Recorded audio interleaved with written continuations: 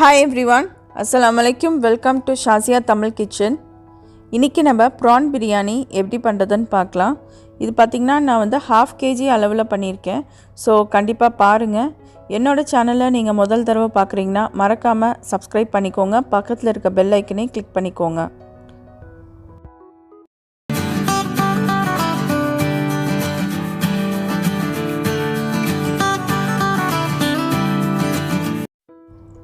So PRAN biryani செய்ய ஆரம்பிச்சிடலாம். இப்போ ஒரு கடாயில் நான் வந்து 1/2 கப் வந்து ஆயில் சேர்க்குறேன். நான் வந்து ஃபுல்லாக வந்து நெய் சேர்க்கலை. இப்போ நீங்கள் வந்து ஃபுல்லாக நெய்லேயும் செய்யலாம். பட் நான் வந்து 1/2 கப் ஆயில் அது கூட ஒரு 2லேருந்து 3 டேபிள் ஸ்பூன் நெய் மட்டும் சேர்த்துக்கிறேன். இப்படியும் செய்யலாம், இல்லை ஃபுல்லாக கீலையும் செய்யலாம்.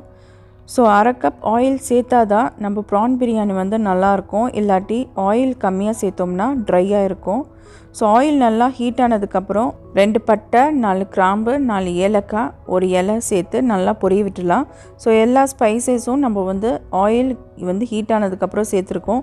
இது நல்லா பொரிஞ்சதுக்கப்புறம் 3 பெரிய வெங்காயம் நல்லா நீல வாக்கில் கட் பண்ணி சேர்த்துக்கோங்க. நல்லா மெலிசாக கட் பண்ணி சேர்த்துக்கோங்க. அப்போ தான் வெங்காயம் வந்து சீக்கிரமாக வதங்கும். நம்ம வந்து பெருசாக கட் பண்ணோம்னா ரொம்ப டைம் எடுக்கும். அது வந்து பிரியாணிக்கு வந்து நல்லா இருக்காது சாப்பிடும் போது. ஸோ அந்த மாதிரி மெலிசாக கட் பண்ணிக்கணும் வெங்காயத்தை. வெங்காயம் நல்லா வதங்கணும். பிரியாணி பொறுத்தவரை வெங்காயம் வந்து எவ்வளோக்கு எவ்வளோ வதக்குறோமோ அவ்வளோக்கு அவ்வளோ பிரியாணி வந்து ரொம்ப டேஸ்ட்டாக இருக்கும். ஸோ இப்போ பார்த்திங்கன்னா நல்லா வந்து இந்த அளவுக்கு நல்லா கோல்டன் ப்ரௌன் கலரில் வந்து வதக்கிக்கணும் வெங்காயம். ஃபஸ்ட்டு வெங்காயம் நல்லா வதக்குனா தான் அடுத்தடுத்து நம்ம சேர்க்கும் போது நல்லாவே வரும். ஸோ இப்போ நல்லா வெங்காயம் வதங்கினதுக்கப்புறம் நான் வந்து 2 தக்காளி சேர்த்துருக்கேன். அது கூட 7 பச்சை மிளகாய் சேர்த்துருக்கேன். என்னோடய பிரியாணி பார்த்திங்கன்னா கொஞ்சம் நல்லா ஸ்பைஸியாக வந்து நாங்கள் சாப்பிடுவோம். ஸோ அதனால் 7 பச்சை மிளகாய் சேர்த்துருக்கேன்.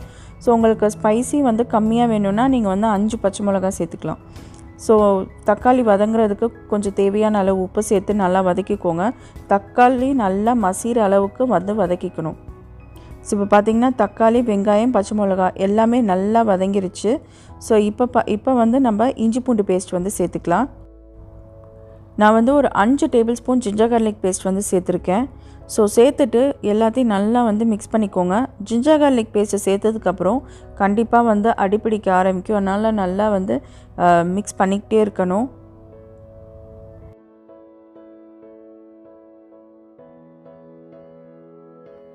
இஞ்சி பூண்டு பேஸ்ட்டு சேர்த்து ஒரு 2 நிமிஷத்துக்கு அப்புறம் பார்த்திங்கன்னா நம்ம வந்து இப்போ தயிர் சேர்க்க போகிறோம். தயிர் வந்து ஒரு 3 டேபிள் ஸ்பூன் தயிர் சேர்த்தா போதும். தயிர் சேர்த்துட்டு நல்லா கலந்து விட்டுக்கோங்க.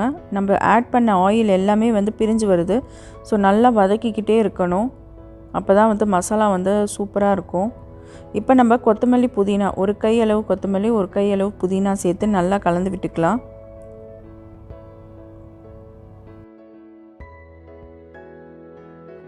எல்லாமே நல்லா மிக்ஸ் பண்ணதுக்கப்புறம் இப்போ நான் வந்து சில்லி பவுடர் சேர்க்குறேன். நான் வந்து 1 டேபிள் ஸ்பூன் வந்து சில்லி பவுடர் சேர்த்துருக்கேன். நம்ம ஏற்கனவே வந்து பச்சை மிளகா வந்து 7 பச்சை மிளகா சேர்த்தனால 1 டேபிள் ஸ்பூன் வந்து போதும். நீங்கள் வந்து கம்மியாக சேர்த்திங்கன்னா அதுக்கேற்ற மாதிரி சேர்த்துக்கோங்க. சேர்த்துட்டு 1/2 kg ப்ரான்ஸ் வந்து ஆட் பண்ணியிருக்கேன். ப்ரான்ஸ் ஆட் பண்ணதுக்கப்புறம் நல்லா மிக்ஸ் பண்ணி விட்டுக்கோங்க. இதுக்கு தேவையான அளவு உப்பு சேர்த்துக்கலாம். நம்ம தக்காளி ஆட் பண்ணதுக்கப்புறம் உப்பு சேர்த்தோம். இப்போ தான் நம்ம உப்பு சேர்க்குறோம்.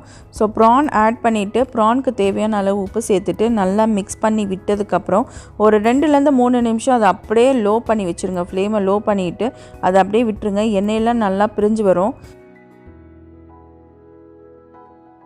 இப்போ பார்த்திங்கன்னா எண்ணெய் நல்லா பிரிஞ்சு ஒரு தொக்கு மாதிரி இருக்குது பார்த்திங்களா? ஸோ இந்த அளவுக்கு வரணும். ஸோ இப்போ வந்து இதுக்கு தேவையான அளவு தண்ணி விட்டுடலாம். நம்ம வந்து பிரியாணி வந்து 1/2 கிலோ அளவு சொல்லியிருந்தேன் இல்லையா? ஸோ 2 கப் அரிசி. ஸோ 1 கப் அரிசிக்கு வந்து 1/2 கப் அளவு தண்ணி இல்லை. இப்போ வந்து 2 கப் அரிசிக்கு வந்து 3 கப் தண்ணி சேர்த்து நல்லா கலந்து விட்டுக்கோங்க. கலந்து விட்டதுக்கப்புறம் உப்பு, காரம் எல்லாமே வந்து கரெக்டாக இருக்கான்னு வந்து தண்ணியை வந்து குடிச்சு பார்த்துக்கோங்க. டேஸ்ட் பண்ணி பார்த்துக்கோங்க. உப்பு கம்மியாக இருந்துச்சுன்னா உப்பு சேர்த்துக்கோங்க. இப்போ தண்ணி நல்லா கொதிச்சதுக்கப்புறம் நம்ம 1/2 மணி நேரத்துக்கு முன்னாடியே பாஸ்மதி ரைஸை வந்து ஊற வச்சிட்டோம்.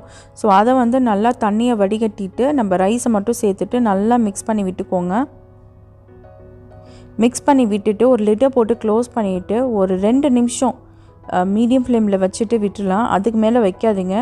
அதுக்கு மேலே வச்சிங்கன்னா கண்டிப்பாக வந்து ரைஸ் வந்து பிடிக்க ஆரம்பிச்சிடும். ஸோ 2 நிமிஷத்துக்கு அப்புறம் கண்டிப்பாக வந்து பாருங்கள் இந்த மாதிரி வரும். தண்ணி எதுவுமே இருக்காமல் தண்ணி எல்லாமே அப்சர்வ் ஆயிரும்.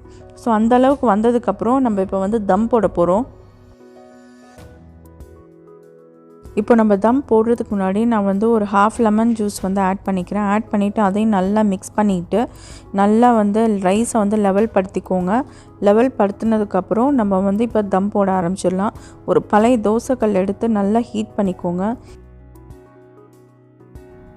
தோசைக்கல் பார்த்திங்கன்னா நல்லா ஹீட் ஆகிடுச்சு. இப்போ நான் அந்த கடாயை வந்து தோசைக்கல்லுக்கு மேலே வச்சுட்டு ஃப்ளேமை நல்லா லோ பண்ணிவிட்டு அதுக்கு மேலே இப்போ வந்து 1 டேபிள் ஸ்பூன் வந்து கீ சேர்க்குறேன். இது ஆப்ஷனல், நீங்கள் வந்து வேணும்னா சேர்க்கலாம், இல்லாட்டி சேர்க்காமல் இருக்கலாம். பட் ஃப்ளேவர் நல்லா சூப்பராக இருக்கும். இப்போ அதுக்கு மேலே ஒரு துணி போட்டு நல்லா லிட்டை டைட்டாக க்ளோஸ் பண்ணி மூடிடுங்க. மூடிட்டு ஒரு 15 நிமிஷம் நல்லா லோ ஃப்ளேமில் தம் விட்டுருங்க. தம் விட்டதுக்கப்புறம் லிட்டை ஓப்பன் பண்ணாதீங்க. ஒரு 15லேருந்து 20 நிமிஷம் அப்படியே மூடியே இருக்கட்டும். 20 நிமிஷத்துக்கு கழித்து நான் லிட்டை ஓப்பன் பண்ணுறேன். நல்லா உதிரியாக கொஞ்சம் கூட அடி பிடிக்காமல் ரொம்ப சூப்பராக வந்திருக்கு இறால் பிரியாணி. உங்களுக்கு பார்த்தாவே தெரியும். ரொம்ப டேஸ்ட் ரொம்ப சூப்பராக இருந்துச்சு. கண்டிப்பாக ஒரு வாட்டி ஜஸ்ட்டு ட்ரை பண்ணி பாருங்கள். எப்படி இருந்துச்சுன்னு சொல்லுங்கள். நல்லா இருக்கா நல்லா இல்லையா எப்படி வந்துச்சுன்றதை மறக்காமல் எனக்கு கமெண்ட்டில் சொல்லுங்கள். ரொம்ப டேஸ்ட்டு சூப்பராக இருந்துச்சு. மறக்காமல் வீட்டில் ஒரு வாட்டி செஞ்சு பாருங்கள். இந்த வீடியோ உங்களுக்கு பிடிச்சிருக்கும் நம்புகிறேன். பிடிச்சிருந்தா இந்த வீடியோவுக்கு லைக் பண்ணுங்கள். உங்கள் ஃப்ரெண்ட்ஸ் அண்ட் ஃபேமிலியோட மறக்காமல் ஷேர் பண்ணுங்கள். மறக்காமல் ஷாசியா தமிழ் கிச்சனை சப்ஸ்கிரைப் பண்ணுங்கள். என்னோடய சேனலில் நீங்கள் இப்போ தான் பார்க்குறீங்கன்னா மறக்காமல் சப்ஸ்கிரைப் பண்ணுங்கள். பெல் ஐக்கனை கிளிக் பண்ணுங்கள். இன்னொரு வீடியோவில் பார்க்கலாம். தேங்க்யூ ஃபார் வாட்சிங்.